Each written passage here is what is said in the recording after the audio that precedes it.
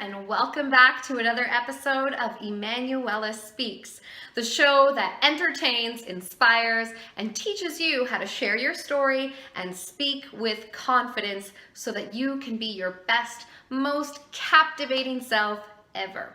I'm your host, Emanuela Hall, and in today's episode, I'm going to be telling you what the first thing you should consider when it comes to speaking. So, to be clear, this is the first thing you should consider, not necessarily the most important thing you should consider, but it does impact the most important thing. So in other words, if you focus all of your energy on the most important thing, then without this, that's not going to work so well.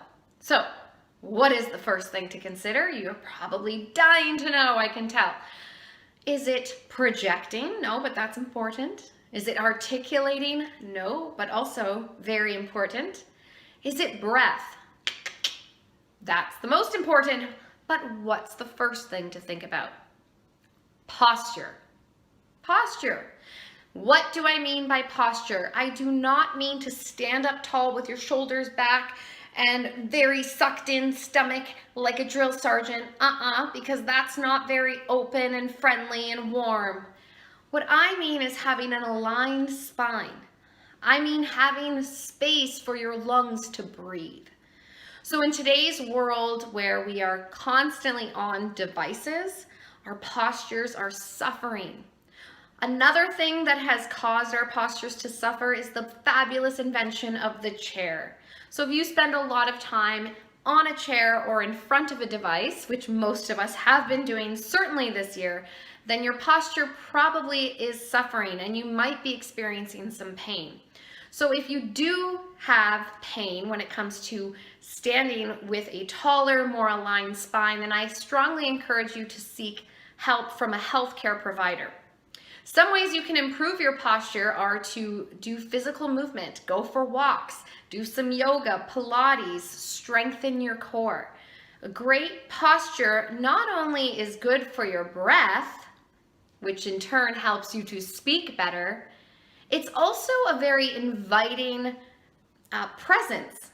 So if you want to notice people like presidents and CEOs and people that do TED Talks, right? Most of the time, these people are standing pretty tall, pretty sure of themselves.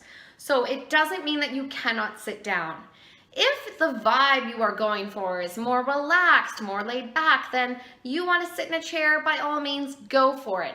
The tip I will give you if you are going to sit in a chair is to make sure that you're in a space where your hips are higher than your knees. So for example, I teach a lot of yoga, as many of you know, and if you're a movement teacher, you spend a lot of time sitting on the floor. What I choose to do is to sit on a prop, like a block or a bolster. If you're sitting in a chair, you'll notice that couches, your hips will sink right into them. So what you want to try to do is find maybe a stool or even just a chair where your feet can be firmly planted and you can have that height in your hips. You'll notice when you sit on the ground or in a soft couch that your low back will instantly start to round and your shoulders will round. And why we don't want that is because it contracts our gut, our abdomen, and therefore our diaphragm doesn't have a lot of room to move. And our diaphragm needs to drop in order for us to take in more air, which in turn allows us to speak for longer periods of time with more support and more control. So there you have it. Before you do any breath work, before you work on those articulators, you need to make sure that your posture is in tip-top shape. Now, a note to anyone out there who's watching who is an actor and might be thinking, well, what if the character I'm playing doesn't have a good posture? That is a great thing to think about. That's what we call in the theater world or in the acting world physicality. So your character might be a character that stands in a certain way, whose posture is not necessarily aligned. And that's going to, of course, impact your breath. And here's my tip for you. First of all, work on strengthening your own unique personal voice. Make sure that you do your warm-ups, you work with a voice or speaking coach or acting coach, and then you can add the layers of the character on top. Because once you have a strong voice, it won't matter so much how you play around with it.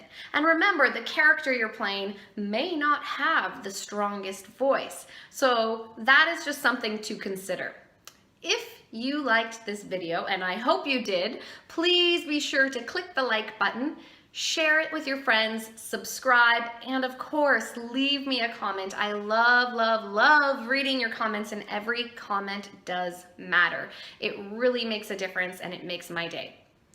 As always, if you want more insight and free tips of mine, free trainings, head on over to Facebook and join the Captivate Facebook group. That's where I share all of my exclusive workshops, and it's totally free. So, this is once again Emanuela Hall signing off and telling you to go out there and be your best, most captivating self. Take care, guys.